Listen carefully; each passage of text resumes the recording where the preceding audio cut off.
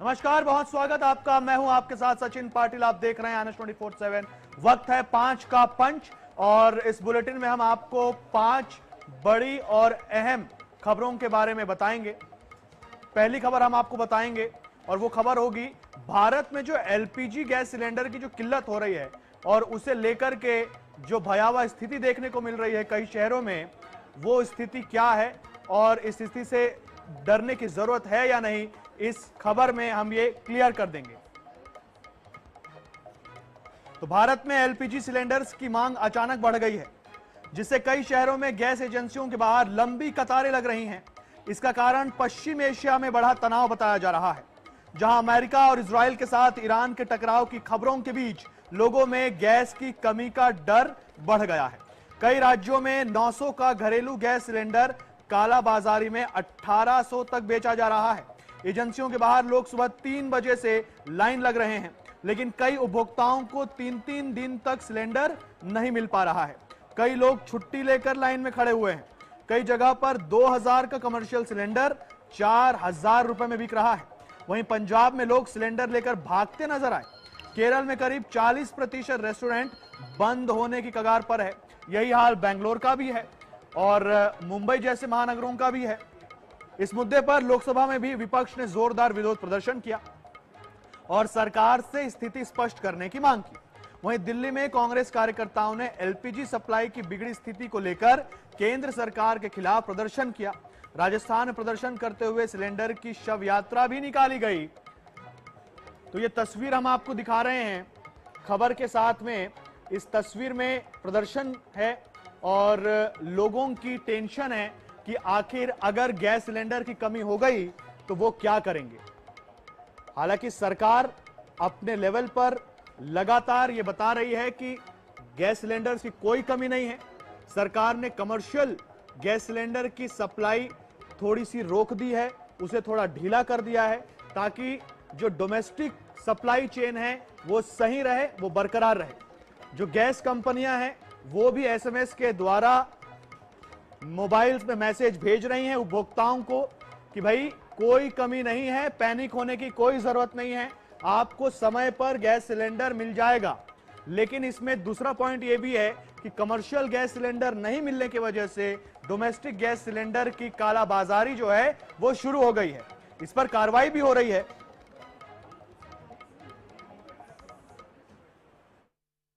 Middle east की जंग का असर भारत में देखने के लिए मिला और सबसे ज्यादा असर जो देखने के लिए मिल रहा है वो है गैस सिलेंडर्स की सप्लाई पर।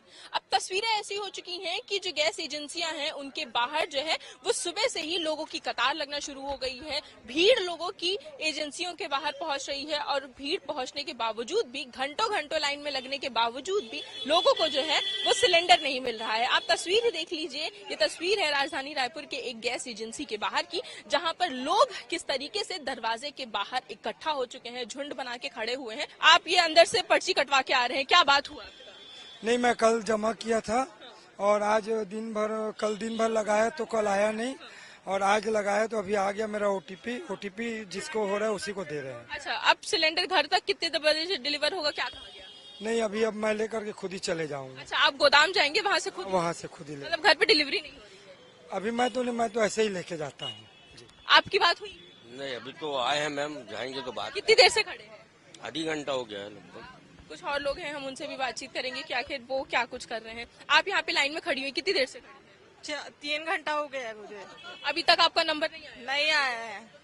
सिलेंडर के दामों में तो वृद्धि हुई ही, लेकिन उसके साथ साथ जो है वो सप्लाई में भी शॉर्टेज देखने के लिए मिली। अब ये शॉर्टेज ऐसी हो चुकी है कि लोग जो हैं वो घंटों गैस एजेंसियों के बाहर खड़े रहने को मजबूर हो रहे हैं और उसके बावजूद भी उनके हाथ में भरा हुआ सिलेंडर नहीं आ रहा है, बल्कि हताशा ही जो है वो हाथ लग रही है। कैमरामैन मलकित सिंगिल के साथ मनीषा त्रिपाठी, INS 24/7 रायपुर। चलिए, दूसरी खबर हम खास तौर पर उन लोगों के लिए बता रहे हैं जो लोग अपना पैसा शेयर बाजार में इन्वेस्ट करते हैं या किसी पॉलिसी के जरिए हर महीने कुछ पैसे मार्केट में इन्वेस्ट करते हैं। तो क्या है, पूरा मिडिल ईस्ट में बढ़ते युद्ध तनाव का असर अब भारतीय शेयर बाजार पर भी साफ दिखाई दे रहा है। अंतर्राष्ट्रीय अनिश्चितता और कच्चे तेल की बढ़ती कीमतों के बीच बाजार में लगातार तीसरे दिन भारी गिरावट दर्ज की गई। BSE सेंसेक्स यानी कि बॉम्बे स्टॉक एक्सचेंज सेंसेक्स करीब 1500 अंक टूटकर 74,500 के स्तर पर कारोबार करता दिखा। वहीं निफ्टी भी लगभग 500 अंक गिरकर 23,150 पर आ गया।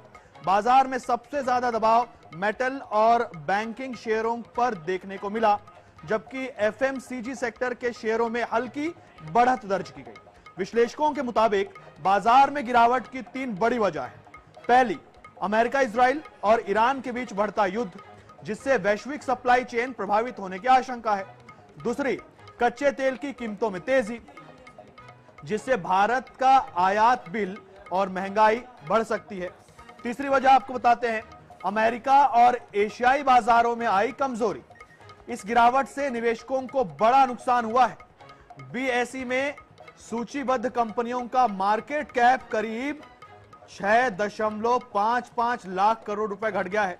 वहीं शनिवार 14 मार्च को मॉक ट्रेडिंग सेशन के कारण बाजार खुला रहेगा। तो ये खबर आपको परेशान कर सकती है, क्योंकि बाजार जो है वो तीसरे दिन लगातार नीचे जा रहा है। अगर मैं आपको गैप की बात बताऊं तो 10,000 करोड़ आप ऐसा समझिए कि स्वाहा हो गए हैं। आंकड़े आपको फिर से बता देता हूं। BSE सेंसेक्स करीब 1500 अंक टूटकर 74,500 के स्तर पर कारोबार करता दिखा। वहीं निफ्टी भी लगभग 500 अंक गिरकर 23,150 पर आ गया।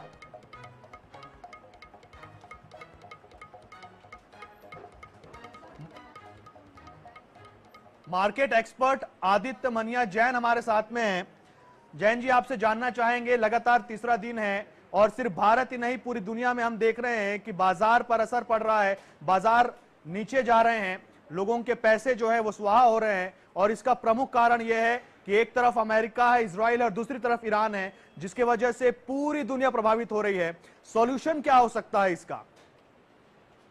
देखिए, पूरी मिडिल ईस्ट में जो युद्ध का तनाव है उसकी वजह से भारत ही नहीं पूरी दुनिया भर की शेयर बाजार नीचे है। पिछले 1 साल में सबसे बड़ी गिरावट, साप्ताहिक गिरावट भारतीय शेयर बाजारों की रही है। यहाँ सेंसेक्स और निफ्टी 5-5% टूटे हैं और दूसरे कई सेक्टर तो 10-10% टूटे हैं। लेकिन भारत ही नहीं, अमेरिका में भी पिछले 2 दिन में 1000 पॉइंट डाउ जोन्स टूटा था। लेकिन अगर हम अपने घरेलू निवेशकों की बात करें तो मिडिल ईस्ट का तनाव और जो तेल की किल्लत है, कच्चे तेल के भाव जो आज 102 रुपए पहुंच गए थे, उसकी वजह से भारतीय शेयर बाजारों में प्रॉब्लम चल रही है। कई तेल के आधारित जितने भी उद्योग हैं उनमें प्रॉब्लम की आशंका, दूसरे महंगाई दर के बढ़ने की आशंका, तीसरी विदेशी जो निवेश है वो हमारे यहाँ से लगातार वापिस जा रहा है, ये एक बड़ा कारण है। इंडिया विक्स भी तेजी से बढ़ रहा है, वो भी एक बड़ा कारण है। चौथी बात जो है, घरेलू निवेशकों का जो सेंटीमेंट है वो कोरोना के बाद पहली बार खराब हुआ है और निवेश की जो रफ्तार लगातार चली आ रही थी वो केवल घरेलू संस्थागत निवेशक ही कर रहे हैं। आम निवेशकों की खरीदारी पर ब्रेक सा लग गया है। यही कारण है कि हम देख रहे हैं कि बाजार में आज लगभग 2% की गिरावट आई है। पिछले 1 हफ्ते में 3 दिन लगातार घाटे में रहा है। और आप अगर अंदर की बात देखें तो जो मार्केट कैप कम हुआ है, तो जिन्होंने माल बेचा है वो उन लोगों का मार्केट कैप जो है लगभग 9.88 लाख करोड़ कम हुआ है। लेकिन अभी तक खास बात ये रही कि जो छोटे निवेशक हैं वो लोग पैनिक में नहीं आए हैं। और आपके चैनल के माध्यम से मैं निवेशकों से कहूंगा कि जितनी बार अभी 10 बार युद्ध की वजह से बाजार नीचे गए, उसमें से 8 बार बाजार ऊपर आकर नए हाई का रिकॉर्ड बनाया है। और निश्चित तौर पर हम देखें कि भारतीय बाजारों में कंजम्पशन की स्थिति बहुत मजबूत है, क्योंकि हमारा एक्सपोर्ट और इंपोर्ट फूड के कारण थोड़ा सा प्रभावित होगा तो हमको कुछ समय तकलीफ रह सकती है, सेंटीमेंट खराब हो सकते हैं, हमारी जीडीपी पे असर कम पड़ेगा, हमारा उत्पादन जो एक्सपोर्ट है वो कम होगा और जो बाहर के दाल दलहन पर हम आधारित हैं वो महंगा होगा, तो वो महंगा इधर बढ़ेगी। आप देख रहे हैं कि बाजार में अभी एलपीजी का जो किल्लत है वो काफी तेजी से बढ़ी हुई है। हालांकि अभी तक ये बात आपको बता दूं, किसी भी होटल ने खाने के रेट नहीं बढ़ाए या किसी भी कैटर्स ने खाने के रेट नहीं बढ़ाए, लेकिन हमको सावधानी से चलना है और बाजार में निवेश के लिए अभी जो लोग पैनिक में आना चाहते हैं वो रुके। अगर आपके पास धैर्य है और आपके पास पैसा है तो आप 5-10% पैसा इस गिरे हुए बाजार में हिम्मत करके खड़े रहें और टॉप 100 कंपनियों में निवेश करें जिनमें कंजम्पशन स्टोरी और प्रोडक्शन स्टोरी है। तो आप आने वाले समय में मुनाफा अच्छा कमा सकते हैं।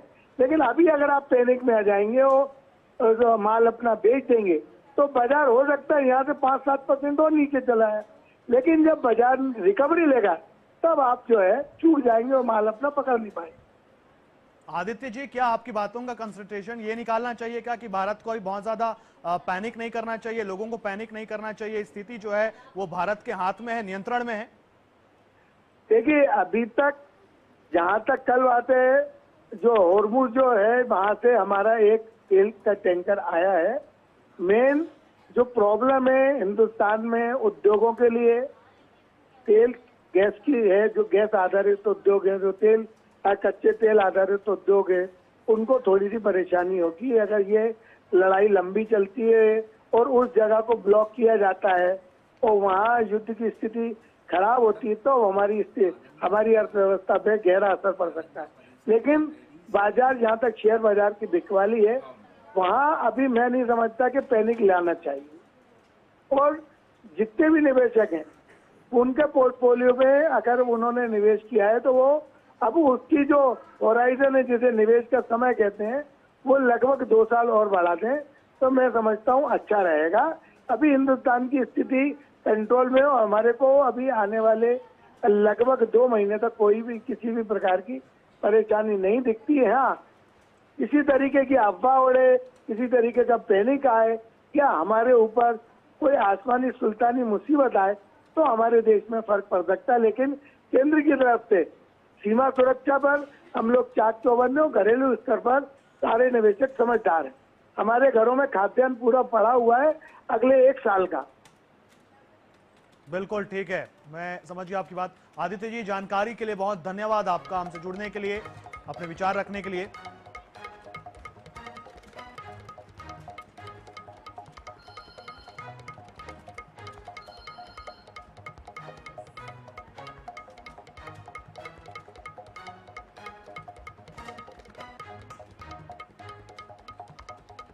चलिए तीसरी खबर आपको बताएंगे। दरअसल सुप्रीम कोर्ट ने महिला कर्मचारियों के मासिक धर्म के दौरान अनिवार्य छुट्टी वाली जो याचिका थी उस पर सुनवाई करने से इनकार कर दिया। क्या है पूरी खबर आपको बताते हैं। सुप्रीम कोर्ट ने महिला कर्मचारियों को मासिक धर्म के दौरान अनिवार्य अवकाश देने की मांग करने वाली याचिका पर सुनवाई से इनकार कर दिया। मुख्य न्यायाधीश सूर्यकांत और जस्टिस जॉय माल्या बागची की पीठ ने कहा कि ऐसी मांग महिलाओं को कमजोर दिखाती हैं और इससे कार्यस्थलों पर उनके प्रति गलत मानसिकता बन सकती है। कोर्ट ने स्पष्ट किया कि यदि पीरियड लीव को कानूनन अनिवार्य किया गया तो नियोक्ता महिलाओं को नौकरी देने से हिचक सकते हैं, जिससे उनके करियर पर नकारात्मक असर पड़ सकता है। याचिकाकर्ता की ओर से केरल में लागू व्यवस्था और कुछ निजी कंपनियों के उदाहरण दिए गए, जिस पर कोर्ट ने कहा कि स्वेच्छा से दी जाने वाली सुविधा अच्छी है, लेकिन इसे कानून बनाना उचित नहीं होगा। कोर्ट ने सुझाव दिया कि इस मुद्दे पर सरकार सभी पक्षों से चर्चा कर उचित नीति बना सकती है। तो कोर्ट का यह सुझाव है कि इस मुद्दे पर सरकार सभी पक्षों से बात करे और उसके बाद एक उचित नीति बना सकती है। जिस केरल के बारे में यहां बात हो रही है, मैं आपको बताता हूं कि केरल के विद्यालयों में और तकनीकी संस्थानों में मासिक धर्म के दौरान छुट्टी दी जाती है और यहां बात केरल सरकार की इसी नीति की हो रही है। हालांकि सुप्रीम कोर्ट ने इस पर यह कहा कि भाई अगर ऐसा होता है तो जो एम्प्लॉयर है वो महिला कर्मचारियों को नौकरी देने से हिचक सकते हैं, क्योंकि उन्हें अनिवार्य रूप से हर महीने छुट्टी देनी पड़ेगी। तो सुप्रीम कोर्ट ने महिला कर्मचारियों को मासिक धर्म के दौरान अनिवार्य अवकाश देने की मांग वाली याचिका पर सुनवाई से इनकार कर दिया। मुख्य न्यायाधीश सूर्यकांत और जस्टिस जॉय माल्या बागची की पीठ ने कहा कि ऐसी मांग महिलाओं को कमजोर दिखाती है। तो ये सुप्रीम कोर्ट ने कहा कि ये जो अनिवार्य अवकाश देने की मांग है, ये मांग महिलाओं को कमजोर दिखाती है और इससे कार्यस्थलों पर उनके प्रति गलत मानसिकता बन सकती है। कोर्ट ने स्पष्ट किया कि इससे यदि पीरियड लीव को कानूनन अनिवार्य किया गया तो नियोक्ता महिलाओं को नौकरी देने से हिचक सकते हैं, जिससे उनके करियर पर नकारात्मक असर पड़ सकता है। याचिकाकर्ता की ओर से केरल में लागू व्यवस्था और कुछ निजी कंपनियों के उदाहरण भी दिए गए, जिस पर कोर्ट ने कहा कि स्वेच्छा से दी जाने वाली सुविधा अच्छी है, लेकिन इसे कानून बनाना उचित नहीं होगा। लंबे समय से यह बहस चल रही है कि मासिक धर्म के दौरान महिलाओं को पीड़ा होती है, उन्हें कष्ट से गुजरना पड़ता है, तो ऐसे में उन्हें छुट्टी दी जानी चाहिए अनिवार्य रूप से, चाहे वो प्राइवेट संस्था हो या सरकारी संस्था हो। लेकिन कोर्ट की ये जो टिप्पणी है वो महत्वपूर्ण है और यकीनन कोर्ट की ये टिप्पणी अब डिबेट का मुद्दा बनेगी। तो कोर्ट ने मासिक धर्म के दौरान अनिवार्य अवकाश देने की मांग वाली याचिका पर सुनवाई से इनकार कर दिया है। कोर्ट ने कहा है कि अगर छुट्टी दी जाती है तो उन पर गलत प्रभाव पड़ेगा और जो एम्प्लॉयर महिलाओं को नौकरी देंगे वो भी हिचकेंगे, क्योंकि उन्हें हर महीने छुट्टी देनी पड़ेगी। ये कोर्ट का कहना है, ये हमारा कहना नहीं है। तो सुप्रीम कोर्ट ने महिला कर्मचारियों को मासिक धर्म के दौरान अनिवार्य अवकाश देने की मांग वाली याचिका पर सुनवाई से इनकार कर दिया।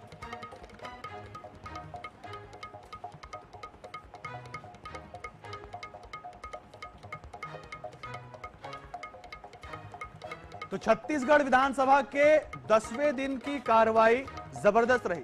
कई मुद्दों पर यहां पर चर्चा हुई। मंत्री जी ने भी काफी बातें कही।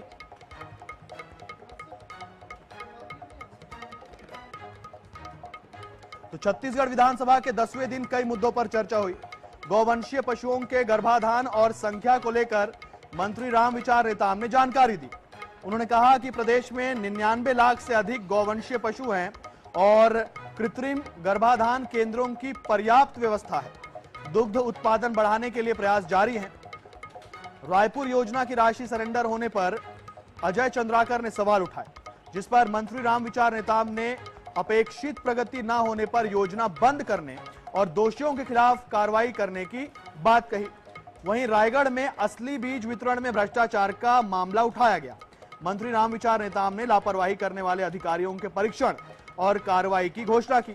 इसके अलावा सदन में मंदिर जीर्णोद्धार और धर्मशाला निर्माण के मुद्दे पर पर्यटन मंत्री राजेश अग्रवाल ने वित्त व्यवस्था के अनुसार काम कराने की बात कही।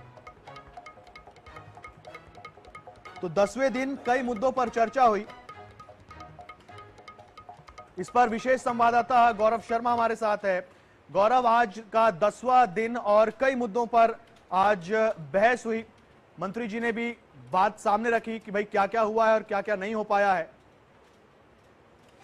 देखिए, छत्तीसगढ़ विधानसभा के बजट सत्र का आज 10वां दिन था और आज कई महत्वपूर्ण विषयों पर सदन में चर्चा की। प्रश्नकाल में जहां गोवंशीय पशुओं के कृत्रिम गर्भाधान का विषय सदन में आया, अलसी उत्पादन के लिए बीज प्रदाय का मामला सदन में आया, साथ ही साथ मंदिरों के जीर्णोद्धार के विषय पे आज प्रश्नकाल के दौरान सवाल पूछे गए। वहीं ध्यानाकर्षण के तहत राघवेंद्र कुमार सिंह ने स्कूल शिक्षा विभाग के द्वारा जो राष्ट्रीय शिक्षा नीति 2020 का क्रियान्वयन है वो नहीं हो पाने का मुद्दा उठाया। इस पर सदन में लंबी चर्चा हुई और सत्ता पक्ष की ओर से भी जवाब दिया गया इस विषय पर। साथ ही साथ कई अन्य विषय जो है वो इस बहस के दौरान निकल कर सामने आए कि किस तरह से स्कूलों की फीस ज्यादा वसूल की जा रही। साथ ही साथ यूडैस कोड भी समाप्त कर दिया गया। युक्तिकरण के माध्यम से कई स्कूल बंद किए गए, इस तरह के आरोप विपक्ष ने लगाए। वहीं सत्ता पक्ष ने जवाब दिया कि स्कूलों को बंद नहीं किया गया बल्कि समायोजन किया गया। प्रश्नकाल के बाद ध्यानाकर्षण और उसके बाद फिर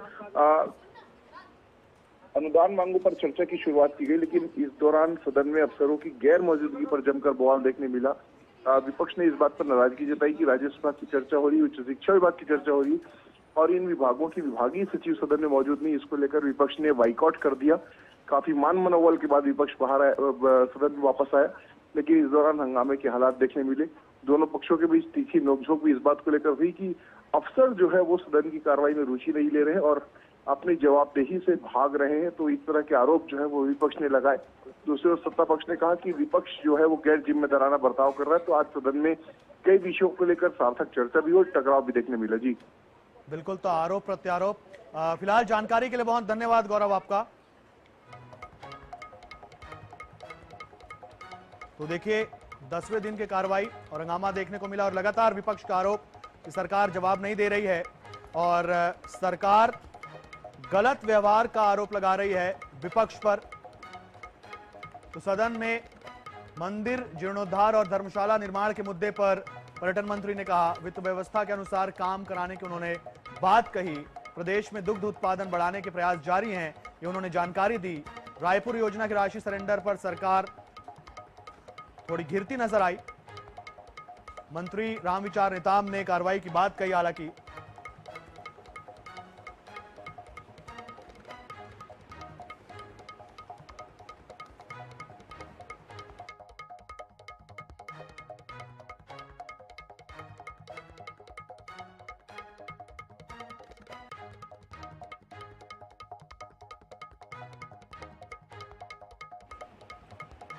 चलिए पांचवी खबर आपको बताएंगे मध्य प्रदेश से, जहां कई सालों बाद कोर्ट का फैसला आया। और ये फैसला किस मुद्दे पर आया? ये फैसला आया है पारदी हत्याकांड पर। यह बहुचर्चित हत्याकांड मध्य प्रदेश के मुल्ताई स्थित बहुचर्चित पारदी हत्याकांड में एमपी एमएलए कोर्ट ने 19 साल बाद बड़ा फैसला सुनाया। कोर्ट ने पूर्व मंत्री सुखदेव पांसे, बैतूल जिला पंचायत अध्यक्ष राजा पवार समेत सभी आरोपियों को सबूतों के अभाव में बरी कर दिया। यह मामला 11 सितंबर 2007 को चौथिया गांव की पारदी बस्ती में आगजनी से जुड़ा था, जहां हजारों लोगों की भीड़ के बीच बस्ती में आग लगा दी गई थी। इस घटना में बोंदरू पारदी और उनकी पत्नी डोडेल पारदी की जलने से मौत हो गई थी। मामले की जांच सीबीआई ने की थी, लेकिन सुनवाई के दौरान गवाह आरोपियों की पहचान नहीं कर पाए। कोर्ट के फैसले के बाद सुखदेव पांसे ने कहा कि यह सत्य की विजय है। तो मुल्ताई स्थित बहुचर्चित पारदी हत्याकांड में एमपी एमएलए कोर्ट ने अपना फैसला सुना दिया।